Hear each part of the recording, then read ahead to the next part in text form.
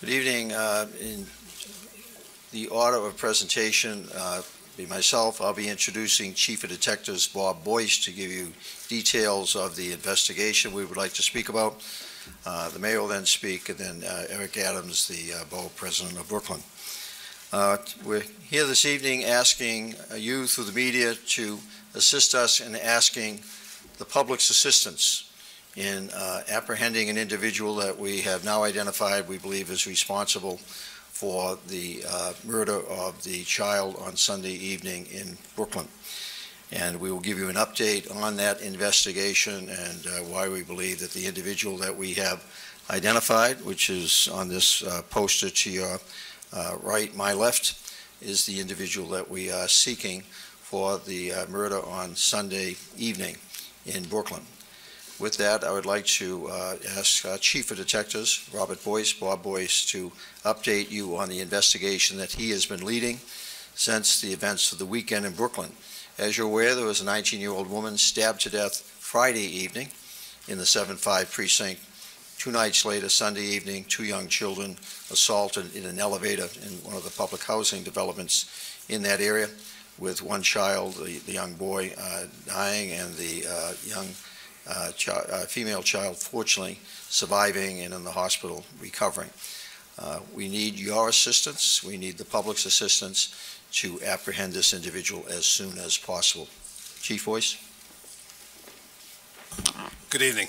In the homicide investigation of Prince Joshua Oviedo and the assault of McCalla Capers at 845 Skank Avenue in Brooklyn on June 1st at approximately 5:50 p.m., forensic evidence was recovered from the crime scene by the Forensic Investigation Division of the Detective Bureau. From that evidence, an identification was made. That individual has been identified as Daniel St. Hubert. He is a black male, 27 years old, with 9 prior arrests. He is currently on parole and is wanted by Brooklyn detectives at this time. The last observation at the crime scene, he was wearing a gray t-shirt and blue jeans. He is 5'9", 210 pounds. We are asking the public if he is seen, to please call 911 immediately. If you have any information about him, please call 577-TIPS. Everybody should consider him armed and dangerous. We ask that nobody approach this individual. As I said, he's on parole for assault. He is a dangerous individual. We showed you his picture there. We believe he has altered his appearance by shaving his beard and his hair, and that is one of the photos when he was released from parole. The green photo here. If you see this photo, witnesses at the scene compiled this composite sketch. This is also a picture of the knife as well. He is wanted only for the homicide of Joshua Oviedo and the assault of McCalla Capers. Thank you very much. Well, I want to first thank Commissioner Bratton and Chief Boyce for their extraordinary effort in this case. A lot of personnel have been deployed. Incredible amount of work has been done since Sunday evening to find this individual. And I want to commend them for their efforts. There's an incredible sense of urgency here at Police Plaza to get this done, and no effort is being spared to ensure that this individual is apprehended. I want to thank Brooklyn Borough President Eric Adams, who you'll hear from in a moment, who has been an extraordinary leader in Brooklyn, but before that was a member of the NYPD, rising to rank of captain. So he's been a crucial element in the effort to bring police and community closer together so we can exactly do things like this, get the community's help in apprehending a violent criminal that we have to get now. The human dynamic here is so deeply moving, so disturbing. 2 young children on a summer evening on their way to get ice cream. I spoke to the father of PJ Oviedo yesterday. I spoke to the mother today. These parents are in such pain now. As a parent myself, my heart goes out to them and all the family members. They, like all of us, there's nothing that can bring their child back, but the one thing they ask of all of us is to help find this violent criminal and bring him in. So I ask all New Yorkers to help in this investigation in any way you can. Do it for this grieving family do it for all of us so we can be safe. The family of Michaela Capers, thank God she's doing much better. She's a strong young lady. But that family has gone through so much as well. We owe it to them to help at this moment. NYPD again doing extraordinary work, as is typical, finding information even under the most difficult circumstances, and now doing everything in our power to find them. But the public is crucial here, because this individual is most likely somewhere in the city right now, and it's crucial that people act. If you see someone who looks like this, if you believe you are looking at this individual, you have to call 911. It's crucial.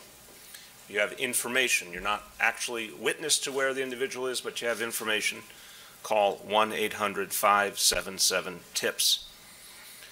I urge all New Yorkers to realize that if you see something, we always say it in the case of fighting terror, if you see something, say something. Do not hold back, because that phone call you make may be the breakthrough we need to get this individual and help make sure that everyone is safe, and do all we can to help these poor families in agony, just wishing that this individual can be found and apprehended. We owe it to them to do all we can. With that, I want to bring up the Borough President of Brooklyn, Eric Adams. Thank you, Mayor, and I truly thank you, Police Commissioner. I remember on Sunday, after this incident took place, and speaking with the Commissioner on the phone, the last things he said was, "Eric, we're going to catch him." And I whispered that into the ear of the parents. After 22 years of policing, you think you saw it all, but seeing those knives, wounds inside the bodies of those children just went through the heart of all New Yorkers. And now it's time for us to do what we do best, particularly the city, and how we respond during these tragic moments. And we see vigilant police tactics and not vigilantism, and that's important. And now we need to bring it to the next level and ask all New Yorkers in Brooklyn night. I'm going to respond back to the area this evening and tell all individuals that it's about reporting to the police what they see. The photo says a lot, and when you look at the police artist drawing, it shows how well our police department activates during times like this. That is very close to the image, and it gave us much of the tools that we need to bring this person to justice. This strikes at the heart of what's best at us, and not only as New Yorkers, but human beings, and we are one step closer to bringing this person to justice. And I thank the NYPD, and I thank you, Commissioner, and we're going to continue until this job is done. Thank you. Folks, we have time for just a few questions, right, please? What I'd like to emphasize, if I may, beforehand, in terms of the two photos on the wanted poster, we believe that he has, in fact, shaved so that he looks like the photo on the left, shaved head, shaved face. So we don't want to confuse the public. We believe within the last several days that he has changed his appearance. Okay. We have said nothing about DNA. We have forensic evidence that confirms for us the identity of the individual that we're looking for homicide. We've made no specification about that evidence. Commissioner, how old is the suspect? Is he a New York resident? It's right on the poster, but Chief Boyce, if you want to speak to some of those details. As I said before, he's 5'9", 210 pounds. He's 27 years old. He has a prior address in the East New York area, yes. Chief, I believe you said he's a suspect only in one incident. Have you ruled him out in the other staff? We have not, but we have not made the case on that yet. This case, we have probable cause to arrest. Why do you believe he's still in New York City? We don't. We're following, we have reason to believe he was supposed to show up at a location today, and he's not there. He does not have a car, so we feel he may be using public transportation. We're not sure of that, though. I'm sorry? He was paroled on 5/23, May 23rd, for an assault, for a domestic assault.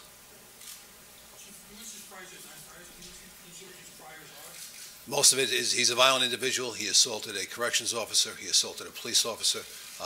And as a corrections officer, obviously, he was in jail. Is he mentally disturbed? You know that? Right now, we have just his violent nature. We don't know about his psychiatric history at all right now, so we're going forward. He just recently paroled, so we'll find that as we go forward.